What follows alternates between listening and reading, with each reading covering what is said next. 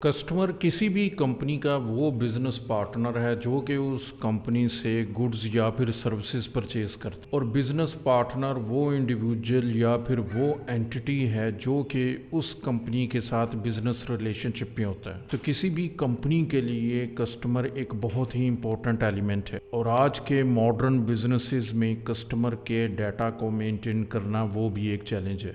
तो उडू एक ऐसा प्लेटफॉर्म है जो कि हमें ये फीचर प्रोवाइड करता है कि कस्टमर केयर डेटाबेस को बहुत डिटेल के साथ और कम्प्रीहेंसिवली हम उसको उडू के अंदर मेंटेन कर सकते। कस्टमर के डाटा को हम 3 पार्ट्स में डिवाइड करते हैं। पहला जर्नल डाटा, जिसके अंदर कस्टमर का कॉन्टैक्ट इन्फॉर्मेशन और उसका एड्रेस डाटा हम मेंटेन करेंगे।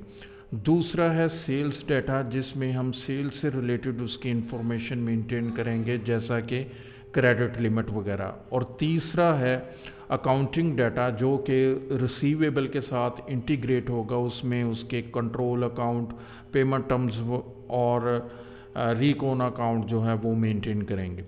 तो आइए चलते हैं स्क्रीन पर और देखते हैं कि उडू के अंदर हम कस्टमर का डाटा कैसे मेंटेन कर सकते हैं। तो मैं इस वक्त उडू स्क्रीन पर आ चुका हूँ। अकाउंटिंग ऐप को ओपन करते हैं। यहाँ पर ओपन करने के बाद मैं जाऊँगा कस्टमर्स के अंदर।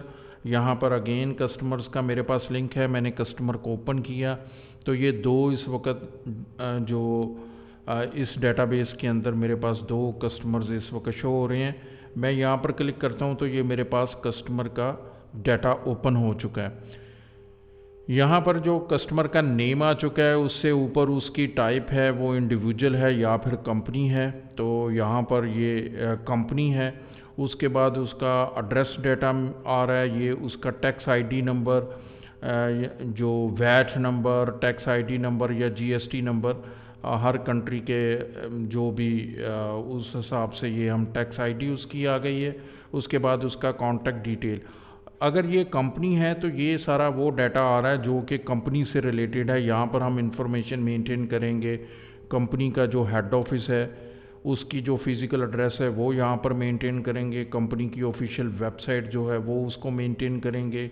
कंपनी का जो ऑफिशियल ईमेल आईडी है वो मेंटेन करेंगे। तो हम एक नया जो है वो कॉन्टैक्ट क्रिएट करते हैं। यहाँ पर हम मेंशन करते हैं ABC कॉरपोरेशन। ये हमने एक कस्टमर का डाटा मेंटेन किया। यहाँ पर कस्टमर का नाम हमने मेंशन किया। यहाँ पर इंडिविजुअल है या फिर कंपनी, हम इसको कंपनी मेंशन करते हैं। यहाँ पर फिज़िकल एड्रेस जो है वो हम मेंटेन करेंगे, मेन बोलेवार्ड DHA लाहौर। और यहाँ पर हम पाकिस्तान मेंशन कर देते हैं। ये मैंने पाकिस्तान मेंशन कर दिया। टैक्स आईडी जो भी उसकी टैक्स आईडी है वो हम मेंटेन करेंगे। फ़ोन नंबर मेंटेन करेंगे 0, जो भी फ़ोन नंबर है वो मेंटेन करेंगे। ऑफिशियल कोई मोबाइल नंबर है, हम मोबाइल नंबर वहाँ पर मेंशन करेंगे। यहाँ पर info@abccorp.com मेंशन कर देंगे। www.abccorp.com के नाम से मेंशन कर दिया। इसको हम सेव कर देते हैं। यहाँ पर इम्पोर्टेंट एलिमेंट है कंपनी का लोगो। अगर हमने मेंटेन करना है तो यहाँ पर मैं कंपनी का लोगो मेंटेन कर सकता हूँ। ओके, तो अभी हम इसका लोगो मेंटेन नहीं करते, कैंसिल इसको कर देते हैं। ये कंपनी का जो बेसिक इन्फॉर्मेशन है ये हमने मेंटेन कर ली। उसके बाद कॉन्टैक्ट एंड एड्रेसेस के अंदर जो कंपनी के एम्प्लॉयज़ हैं, उस कंपनी के साथ हमने कांटेक्ट करना है कस्टमर के, तो वो यहाँ पर हम मेंटेन करेंगे। यहाँ पर डिफरेंट हम कॉन्टैक्ट जो हैं वो कंपनी के रेफरेंसेस हैं हम मेंटेन कर सकते हैं। अकाउंटिंग पॉइंट ऑफ व्यू से हम मेंटेन करेंगे तो अकाउंटिंग पॉइंट ऑफ व्यू से हम लेते हैं। यहाँ पर जॉब पोजीशन, अकाउंट मैनेजर मैं यहाँ पर मेंशन कर देता हूँ। कॉन्टैक्ट नेम मिस्टर डेविड मैंने मेंशन कर दिया है। उसका नाम मेंशन कर देंगे abccorp.com। फ़ोन नंबर वगैरह उसका अगर कोई है तो वो हम मेंटेन करेंगे। +1 जो भी मेंटेन करना है, इसी तरह हम +1 और उसका फ़ोन नंबर वगैरह हमने मोबाइल नंबर हमने मेंटेन कर लिया। ये उस कंपनी का ये कॉन्टैक्ट हमने मेंटेन कर लिया। ये हम जब इसको सेव करेंगे और वापस मैं कस्टमर पर क्लिक करता हूँ तो यहाँ पर देखें मेरे पास 2 कॉन्टैक्ट्स आ रहे हैं, ABC कॉरपोरेशन। लेकिन उस ABC कॉरपोरेशन के अंदर एक अकाउंट मैनेजर जो है वो उसका मैंने यहाँ पर लिंक किया था। तो यहाँ पर जब भी उसका कांटेक्ट होगा तो स्टार्टिंग जो है कंपनी का प्रीफिक्स वो ऑटोमेटिकली उसमें ऐड कर देगा।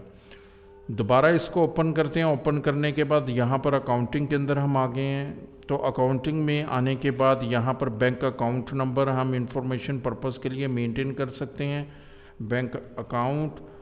और यहाँ पर बैंक की डिटेल हम देना चाह रहे हैं। ये मेरे पास एक डिफ़ॉल्ट में बैंक आ रहा है, मैं इसी को ही मेंटेन कर लेता हूँ। करेंसी क्या होगी तो यहाँ पर PKR है या फिर USD है। ये अगर कंपनी हम एक्सपोर्ट कर रहे हैं आउट ऑफ द यहाँ पर लेकिन लाहौर मेंशन किया था तो यहाँ पर फिर हम इसको PKR मेंशन करते हैं। सेव एंड क्लोज, ये बैंक की डिटेल।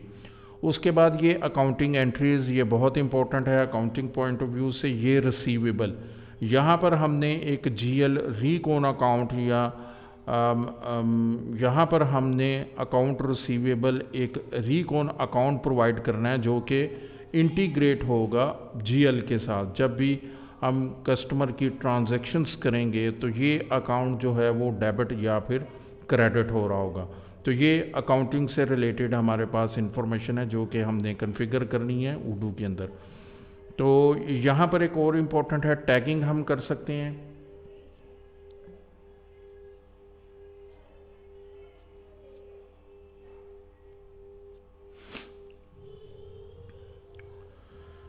यहाँ पर हम टैगिंग कर सकते हैं फॉर रिपोर्टिंग पर्पज़ के लिए, फॉर फिल्ट्रेशन के लिए। तो डिफरेंट वेंडर्स को और डिफरेंट कस्टमर्स को हम जो इनके टैग्स कर सकते हैं, मल्टीपल टैगिंग्स भी कर सकते हैं। यहाँ पर एम्प्लॉई आ रहा है, मैं इसको रिमूव कर देता हूँ। कंसल्टिंग सर्विसेज है और यहाँ पर मैंने प्रॉस्पेक्ट्स कर दिया और इसको मैंने सेव कर दिया है।